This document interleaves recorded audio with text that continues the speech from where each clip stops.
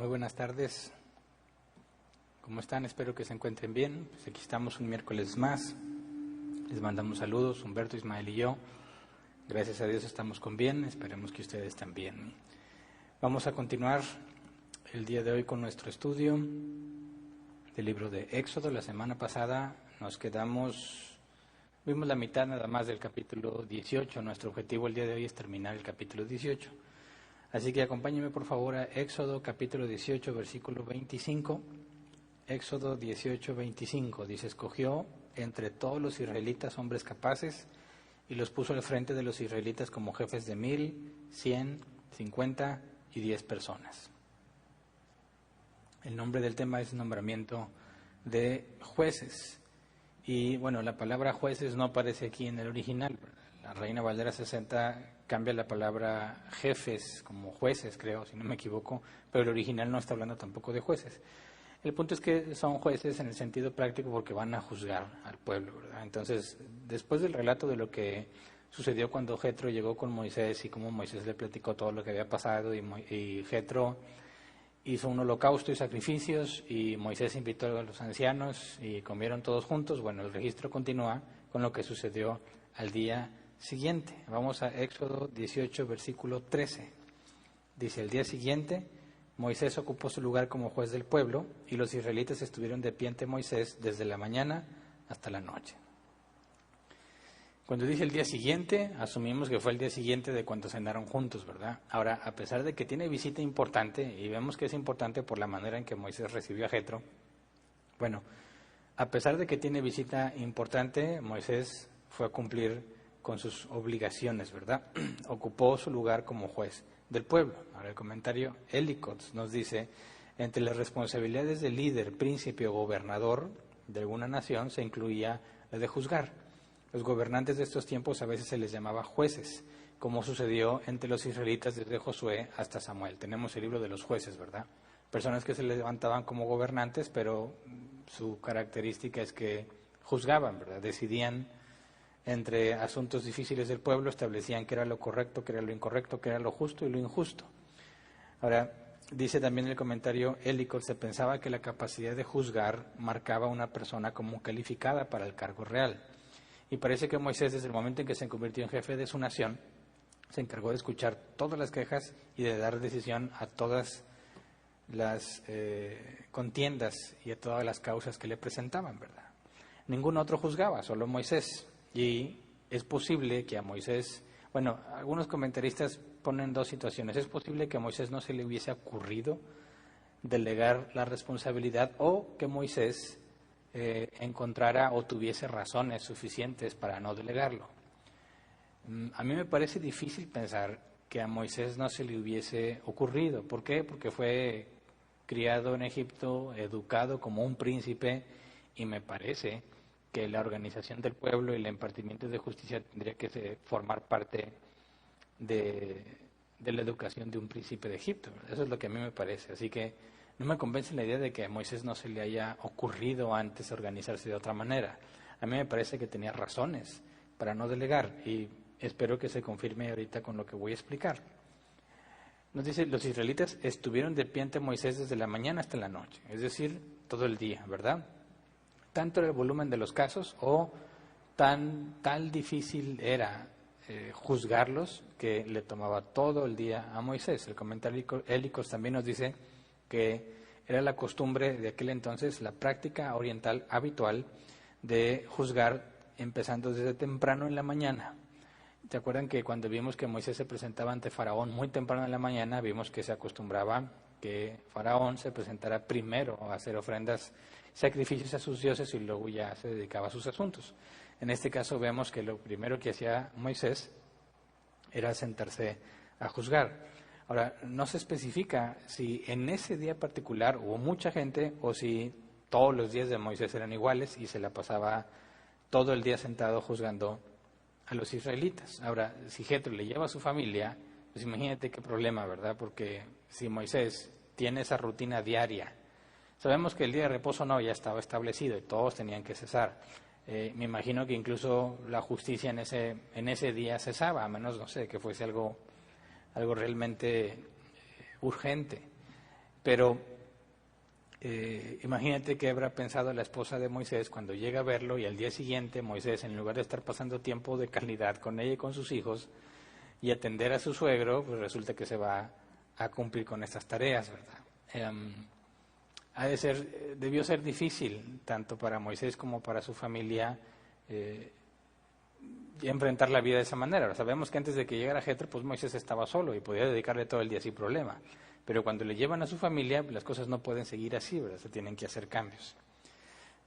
Algunos consideran que la situación de los israelitas presentando ante Moisés con tantos casos para ser juzgados podía deberse que debido a que derrotaron a los amalecitas y que se obtuvo un botín, algunos piensan que ese botín a la hora de repartirlo generó conflictos y contiendas entre los israelitas. Puede ser una causa posible.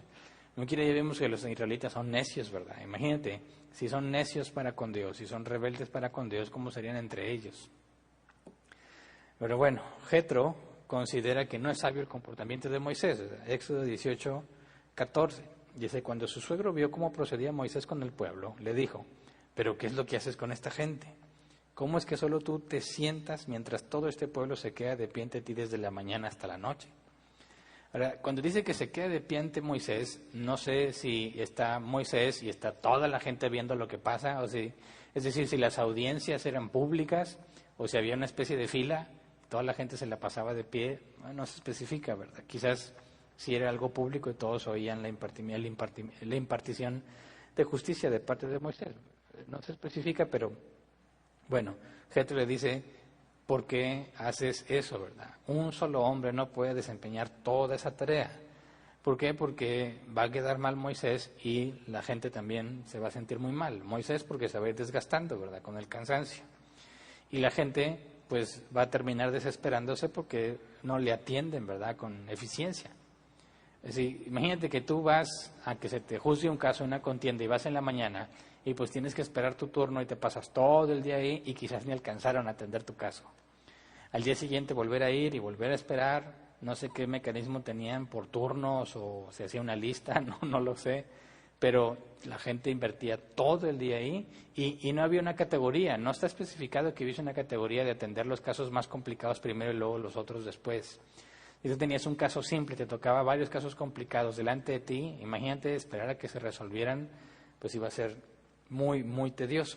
Ahora, si Jetro era sacerdote de Madián, en cierta manera era un representante de Dios, ¿verdad? La gente acudiría a él, me parece que Jetro tendría algo de experiencia en ese tipo de cosas.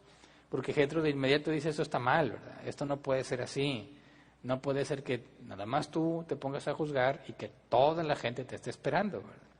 Me parece que Jetro tendría al menos un antecedente de atender a las personas y de enfrentarse a ese problema, es decir, enfrentarse a esa experiencia de la insatisfacción de parte de la gente y de parte de Jetro. Así que me imagino que Jetro implementó alguna solución que le funcionó y que de ahí aconseja a Moisés. Y aquí es donde me resulta extraño que Jetro, que quizás siendo sacerdote de Madián no tendría tanta influencia, no sé de qué tamaño era la región a la que Jetro servía como sacerdote, si la gente acudía a él con frecuencia o no, pero me parece que la educación y la instrucción que recibiría un príncipe de Egipto, de una nación tan grande y poderosa, tendría que incluir este tipo de organización y ese tipo de métodos para establecer jerarquías y ser eficiente, ¿verdad? Así que yo me inclino más hacia la idea de que Moisés tenía razones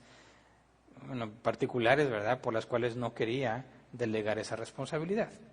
Y fíjate, Moisés le explica a Jetro lo que hace. O sea, Jetro le dice, ¿por qué haces eso? Y Moisés le explica por qué. Éxodo 18, 15 al 16. Dices que el pueblo viene a verme para consultar a Dios, le contestó Moisés. Cuando tienen algún problema, me lo traen a mí para que yo dicte sentencia entre las dos partes. Además, les doy a conocer las leyes y las enseñanzas de Dios. El argumento de Moisés es 3 responsabilidades. El pueblo viene a verme a consultar a Dios. ¿Qué es eso de consultar a Dios? ¿Iban a preguntarle cualquier cosa? No sé, iban a decir, oye Moisés, pregúntale a Dios si me voy a casar dentro de poco tiempo o no. No sé, esa sería una consulta, ¿verdad? Quizás los solteros podrían preguntarle. ¿Cuántos solteros me han preguntado a mí si Dios les va a dar pareja Bueno, imagínate que tienes a alguien como Moisés, que Moisés le pregunta a Dios y Dios le contesta en ese momento. ¿Irías a hacerle una consulta a Dios por medio de Moisés? Bueno, me parece que no eran consultas así de genéricas, ¿verdad? Sino que específicas, porque Moisés dice que viene a consultarlo a él, ¿verdad? Y luego en la segunda responsabilidad es, cuando tienen algún problema, me lo traen a mí para que yo dicte sentencia entre las dos partes. Entonces, pensar que son independientes el consultar y el pedir sentencia es posible, ¿verdad? Pero, según el diccionario Cambridge, dice Cambridge Bible for Schools and Colleges, dice esto es, cuando se refiere a venir a consultar a Moisés, bueno, dice el pueblo viene a verme para consultar a Dios, dice esto es obtener de Dios una decisión legal. Según este comentario, el contexto histórico es que en aquellos tiempos el juicio era un acto sagrado. Se consideraba que las decisiones legales provenían de Dios, siendo el juez su representante o portavoz. Entonces, pensar que se le hacía consultas a Moisés y que aparte, cuando tenían algún problema, Moisés dictaba sentencia, o sea, verlo como dos cosas separadas, según este comentario, en aquel tiempo consultar a Dios y obtener sentencia era lo mismo. Claro que también había consultas genéricas, ¿verdad? Pero cuando habla de contiendas y de ver a Moisés para consultar a Dios, según esto está relacionado con el acto sagrado de dar justicia. Ahora recordemos que los israelitas no tienen ley escrita, ¿verdad? Quizás cuando estaban en Egipto se regían por la ley egipcia. En el momento en que son libres dices, bueno, ¿y ahora cómo vamos a hacer las cosas? ¿Qué ley aplica aquí? No aplica el mismo sistema de Egipto, ¿verdad? Tendrían esquemas totalmente distintos. Aquí tienen que determinar qué es lo que Dios quiere que se haga. Entonces imagínate ese proceso. Hay una enorme multitud que sale, son en cierta manera una nación ya independiente, aunque no tienen tierra, ¿verdad? Se dirigen a la tierra prometida y empieza a haber conflictos entre ellos y dicen, bueno, ¿quién juzga? ¿Quién debe decirnos lo que se debe de hacer en este caso? Pues van con Moisés. ¿Por qué? Porque Moisés habla con Dios. Dios le responde a Moisés, Moisés le comunica al pueblo lo que Dios dijo, y esa es la tercera responsabilidad, les doy a conocer las leyes y las enseñanzas de Dios. Entonces dice Moisés, 1, viene a verme para consultar a Dios, el pueblo. 2, me lo traen a mí cuando tienen un problema para que yo dicte sentencia entre las dos partes. Y 3, doy a conocer las leyes y las enseñanzas de Dios. Entonces, ¿cómo es que les da a conocer las leyes y las enseñanzas? Pues mira, si tienen algún conflicto, van con Moisés, ¿verdad? Si es la primera vez que se presenta un caso de ese tipo, yo me imagino, Moisés acude a consultar a Dios y Dios le responde cómo proceder, ¿verdad? La segunda vez que se presente un caso similar a este, ya saben cómo proceder, porque ya quedó instituida la respuesta que Dios dio. Pero si traen un caso que no era como el anterior, imagínate que ese segundo caso es un caso distinto, pues Moisés tuvo que consultar a Dios. Entonces imagínate el proceso de ir a consultar y determinar el tipo de casos que se repiten. Oye, es que alguien me robó esto. Bueno, si ya había sucedido antes una queja similar y Dios ya había dicho cómo se debe proceder, bueno, eso se instituía como una especie de ley ya prescrita, ¿verdad? Porque a este punto aún no se da la ley del monte Sinaí. Esto es antes. Y cuando dice, les doy a conocer las leyes y las enseñanzas de Dios, no podemos adelantarnos en el tiempo para cuando Dios le dio la ley a Moisés. O sea, esto es antes. Entonces, ¿cómo es que les da a conocer las leyes y las enseñanzas? Caso por caso, ¿verdad? Moisés tendría que ir, no sé si registrando físicamente o en su mente, cómo Dios quiere que proceda en tales casos, y conforme se iban presentando casos nuevos, Moisés tenía que consultar a Dios, que eso es lo que la primera responsabilidad parece referir, ¿verdad? Cuando el pueblo viene, este pueblo viene a verme para consultar a Dios. Es decir, cuando hay un caso sin precedentes, Moisés iba y consultaba a Dios, y luego, cuando tienen un problema, me lo traen a mí para que yo dicte sentencia. Con la información que Dios le da a Moisés, Moisés determina, tú eres inocente, tú eres culpable. O vamos a seguir este proceso para que se revele quién es la parte culpable. Y cuando dice, les da a conocer las leyes y las enseñanzas de Dios, pues es lo que poco a poco se iba generando. Ahora, el Reformation Study Bible dice, estas leyes y enseñanzas sugieren regulaciones permanentes que se codificarían más tarde. Es decir, esto es previo a la ley que recibiría Moisés. Así que cuando Moisés recibe la ley, sería ya el código instituido de cómo se debe de proceder en cada caso. Nadie más conocía a Dios como Moisés, ¿verdad? Moisés está diciendo, vienen a mí para consultar a Dios, y ese es el problema. Yo creo que esa es la razón por la cual Moisés no delega, porque está diciendo, si se trata de consultar a Dios, ¿A quién más podemos poner? Porque Moisés es el único que tiene relación con Dios, ¿verdad? Moisés aquí es el único mediador entre los israelitas y Dios, ¿verdad? Por eso vamos a ver que la profecía después dice, vendrá uno como Moisés, ¿verdad? Uno después que Moisés, uno como Moisés, y hacemos referencia a Cristo. Pero aquí podemos ver un tipo de Cristo, ¿verdad? Cuando se nos dice que vendría un profeta como Moisés, nos está hablando el verdadero intermediario, ¿verdad? El mediador entre Dios y los hombres. Porque aunque Moisés está hablando con Dios, realmente con quien está hablando es con el Hijo, ¿verdad? Aunque no ha sido manifestado en carne. Pero es Jesús quien está allí. Obviamente no con el nombre de Jesús, porque ese nombre es hasta que encarnó. Por eso dije, es el Hijo. Moisés trata con el Hijo, pero Moisés está haciendo la labor de mediador. Cuando se profetiza que vendría otro como Moisés, bueno, es Dios mismo, o sea, Jesús encarnado. Y entonces Él se convierte en mediador directo, pero Jesucristo hombre. En el caso de Moisés, Jesucristo hombre sigue siendo el mediador, pero hay un intermediario entre Jesús y los israelitas. Entonces, si nadie más conoce a Dios, ¿quién más puede juzgar al pueblo? ¿Quién más puede ir a consultar a Dios para decirles qué hacer? Nadie sino Moisés. Y me parece a mí que esa es la razón por la cual Moisés no delega nada. Es decir, yo creo que Moisés sabe que se debería delegar para hacer las cosas mejor. Pero, puesto que él es el único que consulta a Dios, ¿a quién más le puede encargar esa tarea? Así que Moisés le presenta estos tres argumentos, ¿verdad? El pueblo viene a mí para consultar a Dios. Cuando tienen un conflicto, vienen a mí para que yo dicte sentencia. Y tres, yo les enseño los estatutos y leyes y las ordenanzas de Dios, ¿verdad? ¿Quién más puede hacer eso? Bueno, pero Jetro no le convencen los argumentos. Vamos a Éxodo 18, 17 al 18. O sea, no le convence la respuesta de Moisés. Dice Jetro, no está bien lo que estás haciendo, le respondió su suegro. Pues te cansas tú y se cansa la gente que te acompaña. La tarea es demasiado pesada para ti, no la puedes desempeñar tú solo. O sea, Moisés, sí, pero no. Entiendo lo que estás diciendo, Moisés, pero hay otra forma de hacerlo. Y eso es lo interesante, ¿verdad? Que quizás Moisés sabe que debe delegar, pero no ha visto realmente el problema que está generando. Desde la perspectiva de Moisés, pues Moisés está avanzando, está haciendo su mejor esfuerzo y sabe que no le puede delegar a nadie el consultar a Dios y enseñar las cosas que Dios le ha dicho. En eso nadie lo puede reemplazar. Pero Jetro le propone una solución.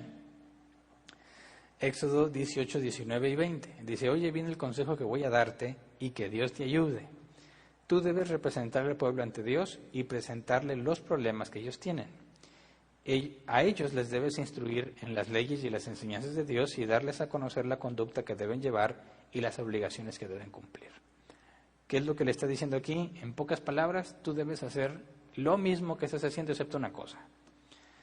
Porque Moisés mencionó tres responsabilidades. El pueblo viene a verme para consultar a Dios, es decir, el pueblo va con Moisés, Moisés va a consulta a Dios y luego les instruye, ¿verdad?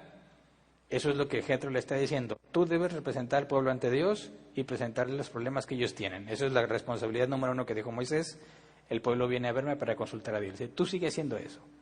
Y luego Jetro dice en el versículo 20, a ellos les debes instruir en las leyes y en las enseñanzas de Dios y darles a conocer la conducta que deben llevar y las obligaciones que deben cumplir.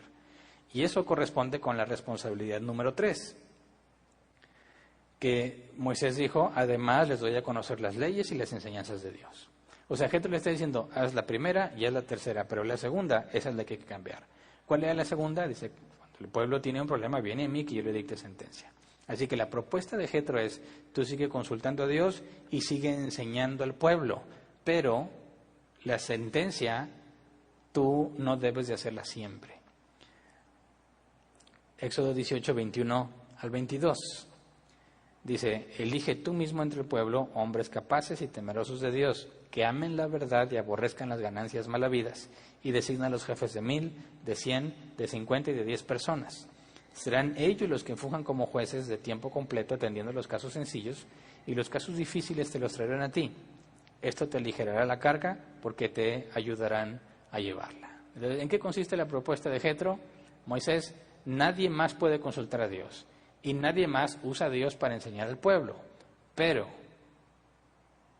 sí puedes delegar la parte de dictar sentencia. ¿Por qué? Porque tienes casos que ya atendiste, a los cuales Dios ya les dio respuesta. Bueno, tú no tienes por qué seguir dando sentencia en ese tipo de casos que ya Dios estipuló cómo se debe proceder. Eso permite que otras personas lo hagan. Lo que tú te vas a enfocar, Moisés, es todos los casos sin precedente, los casos difíciles, los casos donde Dios no ha dicho cómo, o que es difícil aplicar el proceso que Dios dijo por lo complicado del caso. En eso enfócate tú, Moisés. De manera que vas a delegar solamente aquello que los otros sí pueden hacer. Pero, si consideraras, bueno, entre el pueblo, ¿quién tiene un conocimiento similar al de Moisés? Pues nadie. ¿Por qué? Porque el único que habla con Dios es Moisés, ¿verdad? ¿A quién escoges? ¿Cuál es el criterio para escoger a alguien? Y lo que le propone Jetro es, no busques un criterio intelectual. No puedes encontrar en el pueblo alguien que sepa lo que tú sabes. El criterio debe ser moral, su carácter moral. Por eso dice, hombres capaces y temerosos de Dios, que amen la verdad y aborrezcan las ganancias malavidas. Fíjate, está diciendo personas honestas, personas íntegras, personas que no van a aceptar la corrupción, personas que no van a ser compradas con dinero con tal de obtener, o no van a poder comprar la justicia, ¿verdad? Tratando de corromperlos, personas que van a detener cualquier intento de corrupción, personas que temen a Dios y se van a pegar a lo que Dios ha estipulado. Fíjate bien, el criterio no es alguien que conozca a Dios, el criterio es alguien que es fiel a Dios. ¿Y qué se tiene que hacer con ellos? Bueno, capacitarlos. ¿En qué tipo de cosas? Dice, serán ellos los que funjan como jueces de tiempo completo atendiendo los casos sencillos. Los casos difíciles te los traerán a ti. Casos sencillos y casos difíciles. La palabra sencillos aquí en hebreo es pequeño, sin importancia. El caso en la palabra difíciles, la palabra hebrea se traduce como grandes. Los casos grandes los atiendes tú. Los sencillos, los sin importancia, los atienden ellos. Pero lo que necesitas de esos hombres es que sean fieles a Dios. Fieles en el sentido del tener honestidad, integridad, fidelidad, lealtad. Personas que no se van a dejar corromper. Y de hecho, pienso yo, cualquiera que quisiera desempeñar un puesto público debiera tener el carácter moral. Lamentablemente no es un filtro en nuestro país o en nuestra cultura, ¿verdad? Cualquiera con influencias suficientes puede ponerse en un puesto público aunque tenga un carácter moral totalmente reprobable. Eso es muy lamentable. Pero aquí el criterio es la parte del carácter moral. Entonces Moisés, a ver, tú vas a enseñarles a estos que están, que tú mismo vas a elegir, obviamente entre 1.200.000 israelitas. Moisés no iba a ir así como que, a ver, tú y tú. No, ¿verdad? No se puede, no es factible. Tuvo que haber un proceso de selección, ¿verdad? ¿Cuál es? No se nos especifica. Pero para sacar a los de carácter moral necesario, fieles a Dios, temerosos de Dios, dice, entre 1.200.000 personas, pues sería un trabajo muy difícil y tardado, ¿verdad? Tendrías que partir del testimonio de los demás, de la opinión de los demás. Tenemos un caso similar con la iglesia en Jerusalén, la iglesia primitiva le llamamos, recién empezó, cuando los apóstoles se dan cuenta de las quejas, de la murmuración de que las viudas de habla griega no recibían la misma ayuda que las de habla aramea. Las de habla aramea pues eran las que eran locales ahí de Jerusalén, las de habla griega las que venían quizás del Pentecostés y eran extranjeras, ¿verdad? Entonces, ¿qué se hizo? Dicen los apóstoles, escojan a 7 varones entre ustedes, llenos de sabiduría y del Espíritu Santo, ¿verdad? Los apóstoles, no iban a tener el tiempo para analizar entre los 6.000 miembros de la iglesia en aquel entonces, escoger quiénes tendrían esas características. Les piden a la gente, ustedes escójanlos. Ahora, cuando dice aquí, tú mismo, Moisés, elígelos, me parece que no puede referirse a que Moisés llevó todo el proceso, sino que le traerían los candidatos a él y él decidiría final. ¿Me explico? Porque no sería factible que él se ponga a escoger persona por persona. Y es más, ¿cómo sabes que tiene ese carácter? Tendría que ser una investigación con suficiente detalle o profundidad para determinar si una persona tiene el carácter que se necesita. Entonces, lo que nos dice Jetro le propone, tú escoge personas temerosas de Dios y les enseñas a ellos lo que son las cosas que Dios ya reveló, cómo se deben de aplicar para que cuando llegue un caso como los que tú ya atendiste, sepan resolverlo sin problema. Los casos difíciles te los dejan a ti. Dice, ellos, dice versículo 22, serán ellos los que funjan como jueces de tiempo completo. O sea, no van a ayudarle en ciertos días a Moisés, no. Son ellos los que van a estar siempre. Si una persona tiene un problema, va a acudir con su jefe de 10 personas. Ahora, jefe de 10 personas, Jetro está considerando que 1 de cada 10 tiene el carácter moral que se necesita. Si preguntáramos nosotros en nuestra ciudad, bueno, quizás en nuestro estado, no, somos muchos, demasiados, en nuestra ciudad, municipio, estamos en San Nicolás de los Garza, ¿cuántos de cada 10 crees que tienen los requisitos morales que dicen aquí? A mí me parece que ninguno de cada 10. Quizás 1 de cada 100, y a lo mejor soy muy optimista. ¿Por qué? Porque los valores morales en nuestro tiempo no sirven para nada. Bueno, ese es el pensar, ¿verdad? Se burlan del que es honesto. El que no tranza no avanza, es un dicho mexicano, ¿verdad? La corrupción te resuelve muchas cosas. El que es honesto le va peor, o sea, le va mal, batalla más, se tarda más en hacer las cosas, porque el que entra a la corrupción las obtiene de una manera más sencilla y más rápida.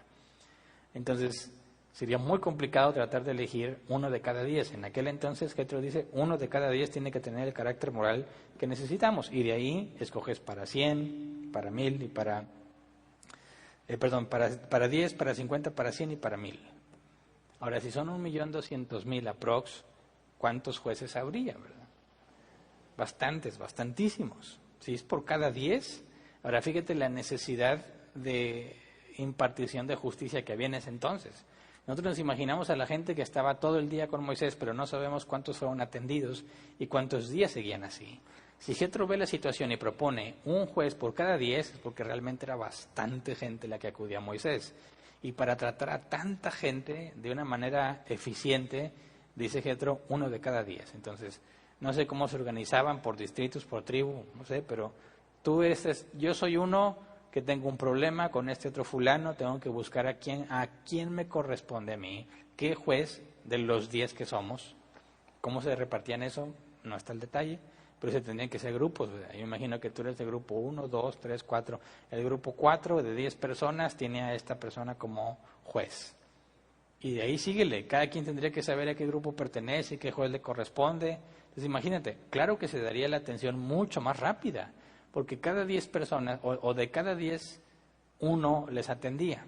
Así que Jetro está proponiendo una forma muy dinámica y muy eficiente de impartir justicia entre los israelitas, que por lo que veo eran muchísimos los que tenían conflictos. Ahora, no pueden simplemente elegirlos y ya. Todo el proceso que era la elección, primero, ¿verdad? Segundo, la capacitación. No vas a capacitar igual a un jefe de 10 que a un jefe de 1000. Porque el jefe de 1000 se va a encontrar con una variedad de casos mucho más grande que el jefe de 10. Es más, quizás habría algunos días en que el jefe de 10 no hizo nada porque en sus 10 no hubo problemas, ¿verdad?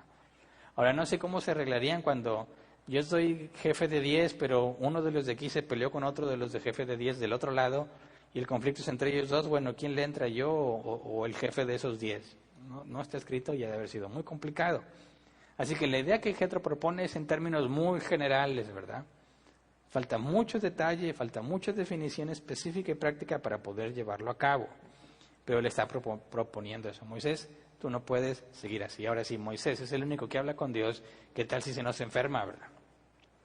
¿Qué tal si se cae enfermo por el cansancio y se nos muere? Digo, no dudo que Dios pueda levantar a otro. Sí, pero ¿cuánto tiempo tomaría levantar a otro? Ahora, el hecho de que Dios pueda levantar a otro significa que podemos maltratar a Moisés, que al cabo Dios nos da otro. Claro que no, ¿verdad? Jetro también está pensando en el bien de los israelitas. Hay que cuidar a Moisés. Si le pasa algo, ahora ¿cómo le hacemos? Porque Dios nada más habla con Moisés.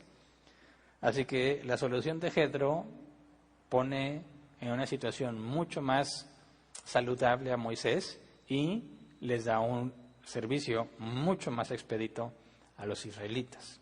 La clave aquí son los hombres con un carácter moral intachable. Sin esos, el sistema no funciona. ¿Verdad? La palabra jefes aquí, designa los jefes de 1000, la palabra jefe es zar, que se traduce como jefe, gobernante, oficial, capitán, príncipe, no se traduce como juez. Pero pues esos jefes juzgaban, por eso les decimos jueces, ¿verdad?, en el título. Y, bueno, si están agrupados de 10, 50, 100 y 1000, me imagino que para que un caso le llegue el de 1000, tuvo que haber pasado por el de 10, o sea, no pudo resolverlo, y luego por el de 50, no pudo, y luego por el de 100, y luego escalaría al de 1000. ¿Cómo le llegarían a Moisés? Bueno, los casos difíciles que ya han pasado por el juez de 1000 y que él no supo resolverlo o consideró que era algo que correspondía a Moisés por la complejidad del asunto. Ahora, ¿por qué le pasan los asuntos difíciles a Moisés? Bueno, porque la sabiduría y el conocimiento que Moisés tiene sería mayor a cualquiera de estos jueces, número uno. Y número dos, también creo yo que tiene que ver por la tranquilidad de las israelitas. Es decir, si mi caso es muy complejo y difícil, quizás no me sentiría satisfecho si me atiende un juez de 10, porque no creo que tenga la capacidad para un asunto tan complicado. Los asuntos complicados son atendidos directamente por Moisés, que sería el más apto para emitir y dictar sentencia, y eso también ayudaría a que los israelitas se sientan más tranquilos, ¿verdad? En mi caso lo va a llevar Moisés. Hablar con Moisés era como hablar con Dios, ¿verdad? Porque Moisés tenía comunicación directa con Dios. Así que cuidas a Moisés de que solo atienda los casos más complicados y al mismo tiempo los israelitas, cuando tienen un caso muy complicado, se van a sentir tranquilos porque es Moisés quien lo está atendiendo. Así que ganar, ¿verdad? Es un buen plan. Dice, esto te aligerará la carga porque te ayudará a llevarla. Bueno, es algo bueno para Moisés, es algo bueno para el pueblo. Luego dice Éxodo 18:23. Si pones esto en práctica, o sea, Jetro sigue hablando con Moisés, si pones esto en práctica y Dios así te lo ordena, podrás aguantar. El pueblo por su parte se irá a casa satisfecho. Podrás aguantar significa que Jetro dice a Moisés, te nos vas a acabar aquí, ¿verdad? No vas a aguantar y vas a terminar muerto, vas a terminar enfermo, y eso es lo peor que nos puede pasar a todos. Bueno, quizás no se incluye Jetro. Lo peor que le puede pasar a todos los israelitas, porque si tú eres el único que les comunica las cosas de Dios y tú te nos mueres, pues ¿qué hacemos, verdad? No funciona así. Así que, si pones esto en práctica, ¿verdad? Le está diciendo, esto funciona en la práctica, pero... y Dios así te lo ordena. O sea, no le está diciendo, hazlo ya. Le está diciendo, ve y consulta con Dios. A ver si a Dios le agrada esta idea. Fíjate la sabiduría de Jetro. Así, mira, Moisés, yo te digo cómo hacerlo porque yo sé. No, yo te propongo esto, ¿verdad? Si lo haces, dice, si pones esto en práctica y Dios te lo ordena, podrás aguantar. O sea, en el asunto de la práctica, Jetro no tiene dudas. El asunto es que si Dios quiere que se haga o no, ¿verdad? Eso hay que preguntárselo a Dios. Y Moisés le puede ir a consultar a Dios. Entonces Jetro es temeroso de Dios en el sentido de que cuando da un consejo, aún así dice, no lo hagas porque yo te dije. Este consejo es práctico, va a funcionar, pero hazlo sí y solo sí Dios te lo ordena. O sea, Moisés, ve, habla con Dios, platícale el plan y que sea Dios quien te confirme, ¿verdad? Así que Jetro, fíjate que no se lleva la gloria a él, no está proponiendo que se le haga caso a él porque él sabe, porque tiene experiencia, está diciendo a Moisés, yo te aconsejo esto, pero la palabra final es de Dios, ¿verdad? A quien debes obedecer tú es a Dios. Y esa es la forma en que todos deberíamos aconsejar. Cuando alguien te dice, oye, ¿qué debería hacer aquí? Tú tienes que decirle, mira, yo tengo esta experiencia, así esto, así el otro, pero a última instancia es lo que Dios te ordene. Ahora, no estoy diciendo que la persona se vaya y le pregunte, Dios, ¿qué quieres que haga? Porque a veces, ¿qué haces? Bueno, cuando haces eso, la gran mayoría de las veces Dios no te va a contestar como tú esperas. O sea, no te va a llegar aquí la información de que, ya, no dudo que Dios lo pueda hacer porque es soberano, pero esa no es la forma en que Dios hace normalmente las cosas. ¿Por qué? Porque su palabra ya está revelada, ahí está escrita la Biblia. Entonces, decirle a alguien un consejo aprobado por Dios es aconsejarlo con la Biblia. Obviamente bien interpretada, ¿verdad? Porque hay personas que dicen que usan la Biblia para aconsejar, pero interpretan la Biblia de una forma pésima, ¿verdad? Por ejemplo, cuando hay una persona que dice es que no sé, tengo una opción u otra opción o no hago nada, y alguien puede ir a un pasaje que dice, estad quietos y ver que yo soy Dios. Tú no hagas nada, deja que Dios te muestre. Y bueno, pues le va a ir muy mal a esa persona, porque esa persona va a tener que tomar una decisión, pero como este bárbaro le aconsejó, sacando un versículo de contexto, ¿verdad? Y decirle, tú estate quieto y mira cómo Dios es el Señor, y te invita a la pasividad, y tú te quedas pasivo por hacerle caso a ese bárbaro, te vas a meter en muchos problemas. Tienes que interpretar correctamente la Biblia, ¿verdad? Entonces, cuando Jetro le dice, y Dios así te lo ordena, o sea, si lo pones en práctica y Dios así te lo ordena, te va a ir bien. Nosotros tenemos que tener la precaución de decir, mira, esto es lo que yo hice en la práctica, y esto es lo que la Biblia dice. Lo ideal es que esas dos cosas coincidan, ¿verdad? Ningún cristiano podría decir, mira, dejando la Biblia a un lado, esto es lo que hice. No se puede dejar la Biblia a un lado. Si dejas la Biblia a un lado, ya nada tiene sentido, ¿verdad? ¿Por qué? Porque la Biblia es la que nos muestra cómo es el mundo, cómo es la realidad, cómo funcionan las cosas. Si tú quitas eso, ya no tiene sentido la vida ni nada de lo que sucede, ¿verdad? Entonces, para aconsejarle a alguien y ver si Dios así lo ordena, tú tienes que asegurar que lo que estás aconsejando proviene completamente de la Biblia, interpretada correctamente haciendo exégesis y no eisegesis. Y ahora sí le dices, como quiera, bueno, aquí está, esto es lo que Dios ya dijo en un caso similar, esto es lo que Dios ha dicho en esta situación que estás enfrentando, pero sigue siendo tu decisión, ¿verdad? Si tú sientes que realmente esto proviene de Dios, o sea, la forma en que te estoy explicando la palabra te persuade de que es correcto, hazlo, pero si tú dices, no, es que Berna no me convence, no lo hagas. O sea, Pablo dice, todo aquello que no proviene de fe es pecado. O sea, todo aquello que no haces seguro de que es lo que Dios quiere, porque así lo ves en su palabra, no estás seguro, entonces no lo hagas. ¿Por qué? Porque las cosas no se hacen así, se hacen confiando en Dios o no se hacen, porque el error no es un lujo que nos podemos dar en ese sentido. Así que Moisés consulta a Dios, le dice a Jetro, ¿verdad? Versículo 24 al 26, Éxodo 18, 24 al 26. Moisés atendió la voz de su suegro y siguió sus sugerencias.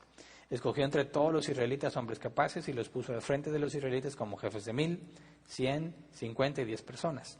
Estos jefes fungían como jueces de tiempo completo, atendiendo los casos sencillos, pero remitiendo a Moisés los casos difíciles. Cuando dice que atendió la voz de su suegro y siguió sus sugerencias, esto implica que consultó a Dios y Dios le dio su aprobación, ¿verdad? Eso fue lo que le aconsejó Jetro. Si pones esto en práctica y si Dios así te lo ordena, así que Moisés, cuando dice que atendió la voz de su suegro, tuvo que haberse presentado ante Dios, ¿verdad? Tuvo que haber orado, Señor, este es el plan. ¿Lo hacemos o no lo hacemos? ¿Es tu voluntad o no? ¿Quieres que lo hagamos o no? Y bueno, Moisés tenía una comunicación especial con Dios, directa. Dios le pudo haber dicho, échale ganas o no, ¿verdad? En este caso, dice el versículo 25, escogió entre todos los israelitas hombres capaces, es porque sí, ¿verdad? Ahora fíjate lo que hizo, el consejo que le da Jetro a Moisés, y luego Moisés va y lo consulta con Dios, y Dios le dice que sí, y entonces escoge hombres capaces y los pone al frente. Ahora, en la iglesia, estos son los israelitas, ¿verdad? En la iglesia ya hay un mecanismo predefinido por Dios. Tiene que haber ancianos, tiene que haber diáconos. Y están los requisitos para ancianos y los requisitos para diáconos. Es decir, los israelitas, por la necesidad, tuvieron que implementar este sistema donde hay autoridad delegada. En la iglesia, aunque mencioné el caso de los apóstoles nombrando a los diáconos, bueno, ese es el antecedente que nosotros tenemos. Tiene que haber el similar, vimos o estamos viendo los domingos la serie del gobierno de la iglesia, detallado, y estamos viendo a los ancianos. Entonces, así como Moisés tuvo que escoger a hombres capaces para delegar responsabilidad, estos hombres capaces vienen siendo en analogía lo mismo que los diáconos. No se les está dando la misma autoridad que tiene Moisés. En el caso de los ancianos, todos los ancianos tienen la misma autoridad. En el caso de los diáconos tienen autoridad delegada en un área específica. Entonces, cuando Moisés elige a jueces para delegarles autoridad de manera que él se pueda concentrar en lo importante, es el mismo criterio que usaron los apóstoles cuando dijeron, escojan a 7 varones entre ustedes para que nosotros podamos dedicarnos a la oración y a la predicación y a enseñar la palabra, ¿verdad? Pero antes los apóstoles dijeron, no es bueno que hagamos esto así, ¿verdad? Escojan ustedes a hombres capaces, que en griego, que es para que sirvan las mesas, sirvan es diáconos. Entonces, de ahí viene la palabra diáconos, ¿verdad? Que se traduce como el que sirve, o el que está a la mesa, como la idea de un mesero, o alguna otra traducción creo que también dice como que el que levanta polvo, porque se mueve atendiendo a las personas. Pero entonces, así como Jetro le dice, tú ocúpate en las cosas que solamente tú puedes hacer y delega, los diáconos, para con los ancianos, tienen esa misma responsabilidad. Los ancianos delegan ciertas cosas sobre los diáconos en un área específica para que ellos se encarguen de hacer eso, mientras que los ancianos se dedican a cosas que solamente los ancianos deben de hacer. Y lo que vimos este domingo es que una distinción entre diáconos y ancianos es la capacidad de enseñar. Pero bueno, ese no es el tema, ¿verdad? Aquí el punto es que Dios le da el visto bueno a Moisés y escoge hombres capaces, hombres con el carácter moral, para que sean capacitados en la ley de Dios, que sepan cómo aplicar cada caso y entonces puedan fungir como jueces, que es el versículo 26. Estos jefes fungían como jueces de tiempo completo, atendiendo los casos sencillos, pero remitiendo a Moisés los casos difíciles. La palabra sencillos, pequeños, la palabra difíciles es grandes.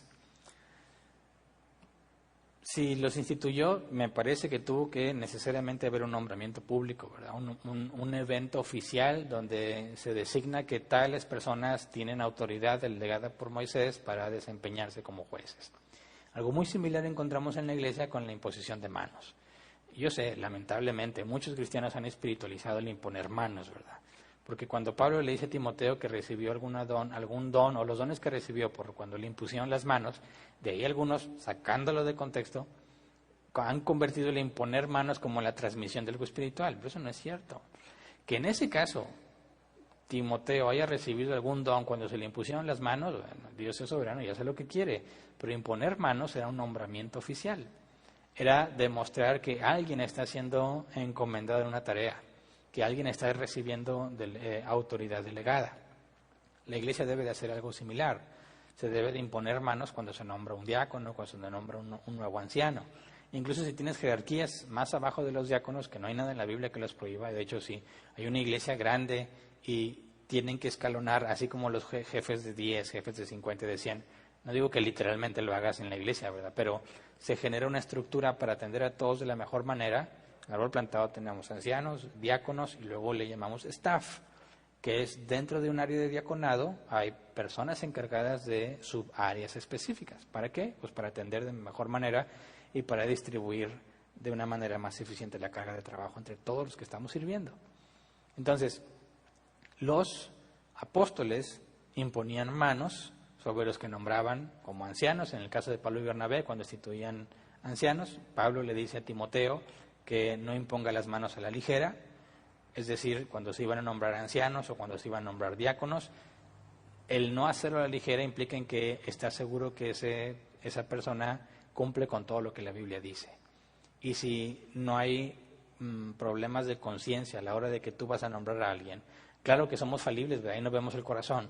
Hasta donde nuestros ojos humanos y nuestra experiencia puede ver, pues nosotros imponemos manos sobre alguien con la conciencia limpia de que estamos haciendo lo que la Biblia dice. En el caso de Moisés, instituyendo los jueces, no sé si impusieron manos o no, pero pues no creo que se le haya ocurrido a los discípulos innovar, a los apóstoles, discípulos de Jesús, no creo que se les haya ocurrido innovar y poner las manos sobre los diáconos. Me imagino que era una práctica común en aquel entonces. Entonces, bueno, tuvo que haber algún evento público donde se estipulan los requisitos, los lineamientos, quién va a ir con quién, qué pertenece a cada grupo y las personas que van a estar juzgando y cómo Moisés les delega autoridad para que tengan el respeto de todos, ¿verdad? Y lo último que nos dice, Éxodo 18, 27, es que más tarde Moisés despidió a su suegro, quien volvió entonces a su país. Ahora, aquí se puede malinterpretar, ¿verdad? Como si Moisés le dijera a Jetro, oye, pues ya vete, ¿no?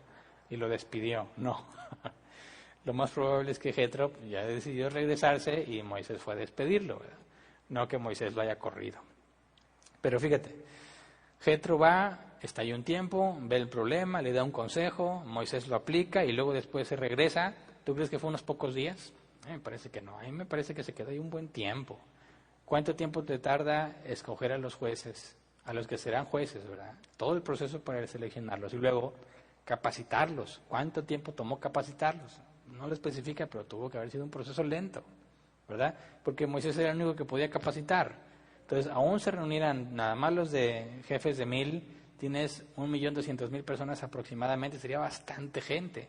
Agrégale los de 100, los de 50 y los de 10, serían bastantes, quizás los tuvo que subdividir. A ver, primero todos los de 10 y luego todos los de 50, no sé, pero tuvo que haber sido un proceso largo. Jetro se debió haber quedado ahí un buen tiempo. Y luego nos dice que se regresa, pero no menciona a la esposa y a los 2 hijos de Moisés. Muy probablemente esto indica que se quedaron con Moisés. Así que, si realmente se quedaron con Moisés, dado que no nos dice que se hayan regresado con Jetro, y no tendría sentido que se regresaran, puesto que Jetro consideró que ya debían estar con Moisés, ¿verdad? No hay ninguna justificación para que se regresen con Jetro. Bueno, también Jetro se asegura de que su hija reciba el tiempo que merece de parte de Moisés, ¿verdad? Porque si Jetro piensa también como padre y como abuelo, si Moisés, vas a tener muchos problemas con tu familia, vas a desatender a tu esposa, vas a desatender a tus hijos. Ahora, en la Biblia tenemos el requisito de ser hombres que gobiernan bien su casa, ¿verdad?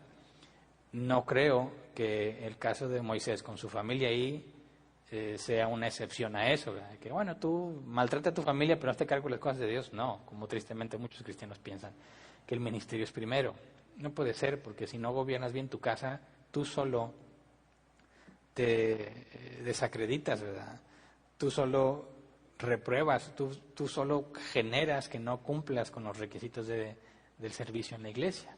Entonces no puede haber alguien que diga, yo primero le sirvo a Dios y Dios se hace cargo de mi familia, como tristemente alguna vez me enseñaron, y así enseñan a muchos, es lamentable. No, uno de los requisitos es gobernar bien su casa, porque si no puede gobernar su casa, ¿cómo podrá gobernar las cosas de Dios? Así que Moisés, imagínatelo analizando el plan de Jetro, dice, pues sí, aquí está mi esposa, mis dos hijos, sí, así es. Se hizo lo que se tuvo que hacer y se implementó, ¿verdad? Jetro se regresa, muy seguramente solo dejó a la familia de Moisés con él. Pero fíjate bien, no hay distinción entre lo secular y lo divino, ¿verdad? Lo sagrado.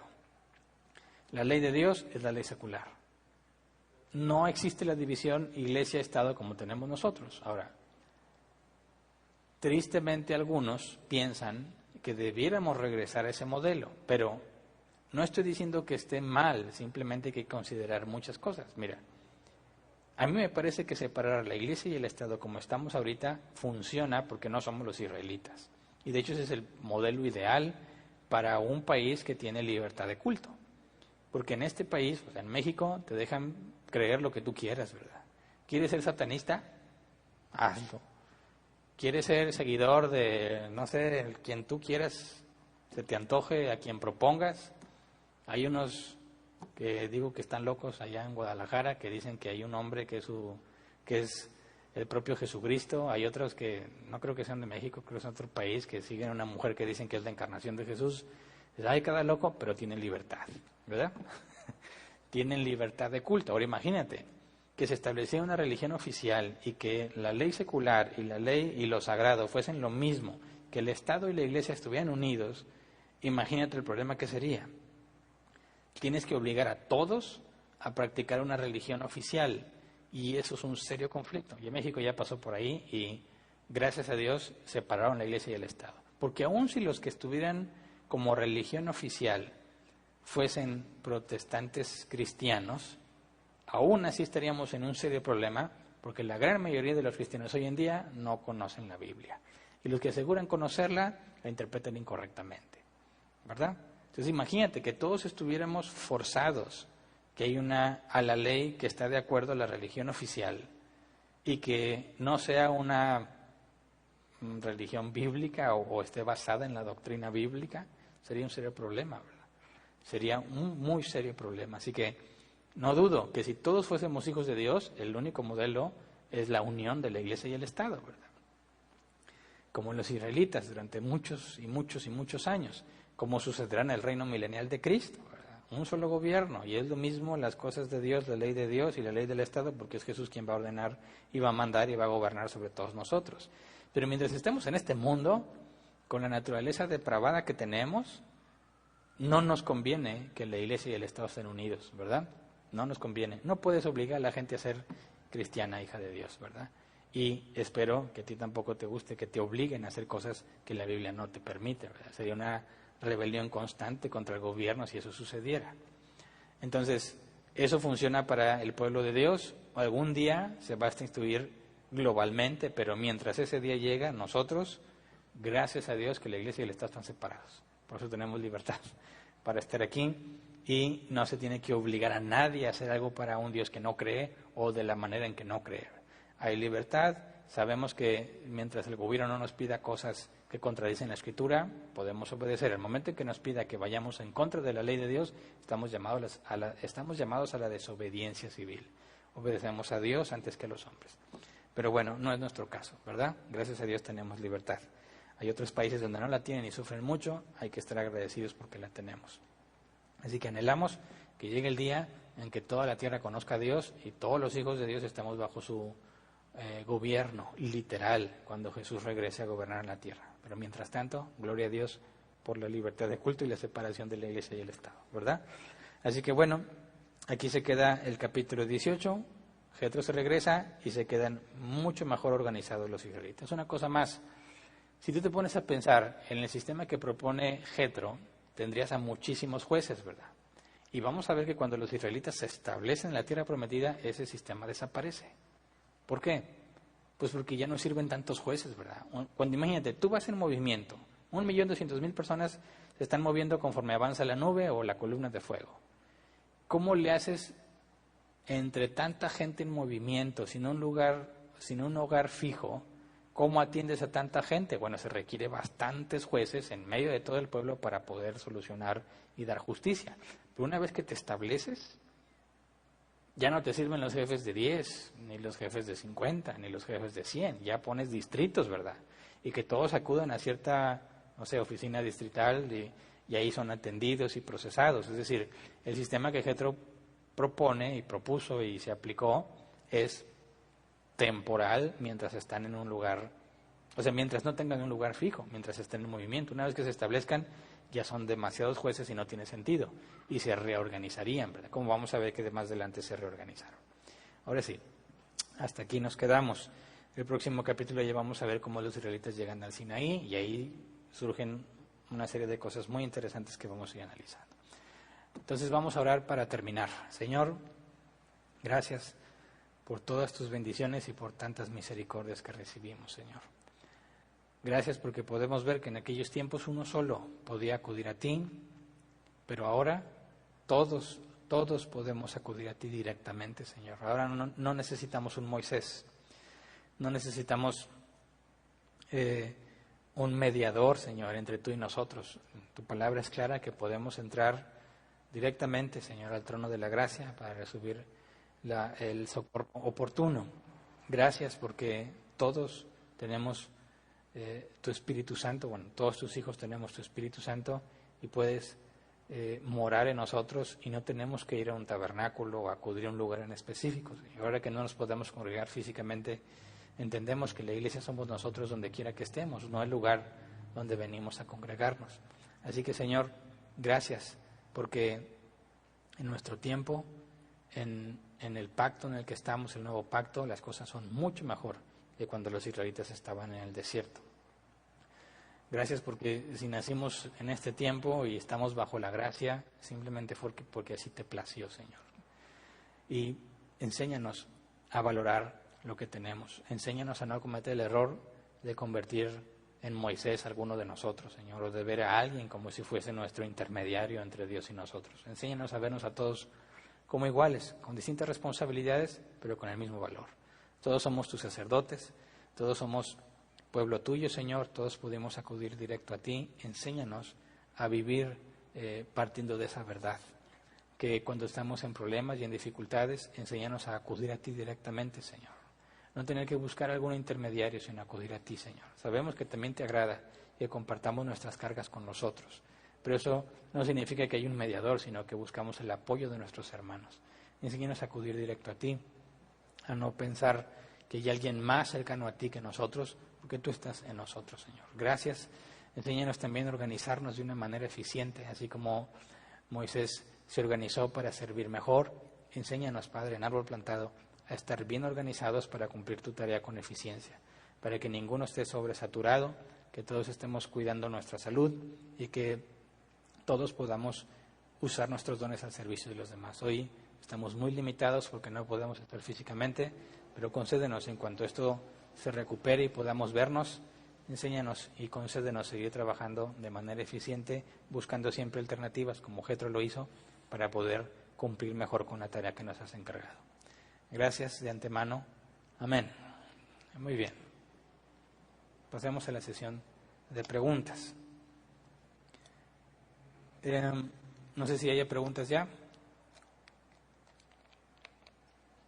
Sí, buenas noches, pastor. Buenas noches. Bueno, es una pregunta que creo que ya la contestaste la semana pasada, pero probablemente esta persona no estuvo o no vio. Pero dice, ¿cómo podemos concluir que Jetro es sacerdote de Dios si cuando Moisés le cuenta lo que sucedió, él dice, ahora conozco que el Señor es poderoso, como si no lo conociera de antes? Sí, lo vimos el miércoles pasado. Ahora conozco no significa que haya ignorancia, sino una confirmación, ¿verdad? Job dijo, de oídas te había oído, mas ahora mis ojos te ven. Eso no significa que nunca lo había visto en el sentido de que no sabía que había un Dios, sino que con una mayor evidencia, con una mayor claridad, puede ver que ahí está Dios. Job le estaba reclamando a Dios, ¿verdad? Este es un ejemplo de cómo Job no está diciendo que nunca había visto a Dios o que nunca había escuchado de él y ahora lo escucha bien. No, es una confirmación de lo que él ya creía. Y en el caso de Jetro, puesto que ofrece holocausto y sacrificio, y Moisés y los ancianos aceptan comer con Jetro con el sacrificio que se hizo, eso implica que están reconociendo a Jetro como un sacerdote capaz de ofrecer esos holocaustos y sacrificios, tal como Abraham lo hizo con Melquisedec, ¿verdad? Así que el hecho de que Jetro haya dicho, ahora sé que Dios es el único, según la versión que leas, eso no significa que no sabía, sino que ahora lo confirma con toda la evidencia y el testimonio que Moisés le está contando. Además, siendo descendiente de Cetura, esposa de Abraham, con el antecedente de que Dios había hecho de Abraham, que él iba a instruir a sus hijos en el camino de Dios, si los madianitas son descendientes de Cetura, esposa de Abraham, tuvieron que saber del Dios de Israel. Así que esos argumentos con más detalle los vimos el miércoles pasado. ¿Otra pregunta? Sí, no,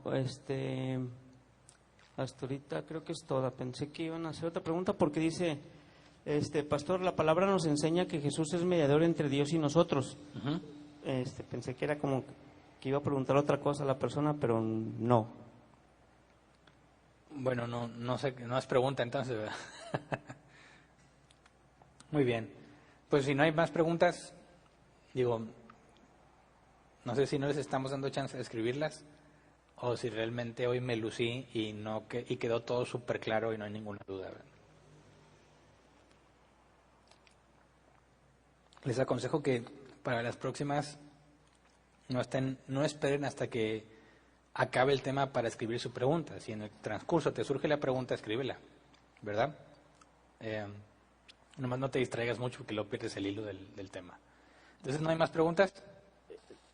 Con respecto al comentario que te hice ahorita, dice la persona que lo dice porque se menciona o mencionaste que ya no hay mediador. Ah, sí. Lo que me refiero es que aún con Moisés, Jesús sigue siendo el único mediador entre Dios y los hombres, porque para llegar al Padre, por así decirlo, está Jesús dialogando con Moisés, ¿verdad? El intermediario entre el pueblo y Jesús es Moisés, pero Jesús nunca dejó de ser el único intermediario, porque para llegar al Padre tiene que ser por medio de Jesús. A lo que yo me refería es que ahora no necesitamos un Moisés, porque nosotros podemos exactamente igual que Moisés acudir a Dios. A eso me refiero con que ya no necesitamos un intermediario, refiriéndome al intermediario humano, descendiente de Adán, que es Moisés, porque tenemos ahora un intermediario, pero ese es el propio Dios, ¿verdad? Sí, es una persona, es un hombre, pero no descendiente de Adán. Es el Hijo de Dios, ese es nuestro intermediario, pero ese es Dios mismo. A eso me refiero con que no necesitamos un Moisés para triangular y llegar a Jesús, sino que nosotros vamos directo a Él. Perdón por la confusión. ¿Ya no hay más preguntas? Bueno, muy bien. Entonces terminamos. Gracias a todos por acompañarnos. Si Dios quiere, los veo mañana, o me ven mañana porque yo no los veo, en la transmisión de los jueves a las 7. Todo aquel que quiera participar, son preguntas abiertas. Doy mi mejor esfuerzo por contestarlas. Dedicamos 1 hora y media a responder preguntas. Si te interesa participar y no estás en el grupo, es algo totalmente gratuito. Se hace todos los jueves. Llevamos 66 semanas con esa actividad, o 66 o 67, no me acuerdo.